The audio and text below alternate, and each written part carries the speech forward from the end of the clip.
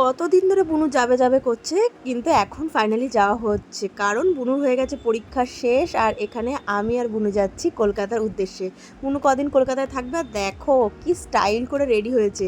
বাসে উঠে পড়েছি। প্রথমে তো এক জায়গায় সিট পাইনি, প্রথমে কেবিনে সিট পেয়েছে, আর বাস তো ফুল স্পিডে ছুটছে। তারপর কোনো মতে এক জায়গায় সিট পেয়ে চলে এসেছি কৃষ্ণনগর স্টেশনে। আর ঝিরিঝিরি সেখানে বৃষ্টিও হচ্ছিল, আর একদম ট্রেন পেয়ে গেছি, ট্রেনে গিয়ে সিটও পেয়েছি।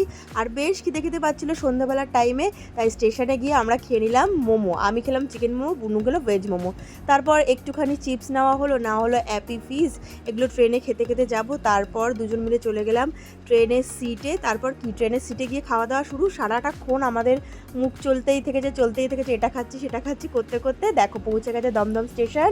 নেমে আমরা একটু ম্যাগি কিনে নিলাম, কারণ বুনু সকালে ব্রেকফাস্টে ম্যাগি খেতে খুব ভালোবাসে। তারপর লিফটে উঠে এখন চলে যাব ওপরে। অনেক কষ্ট হয়ে গেছে, দেখা হবে নেক্সট ভিডিওতে।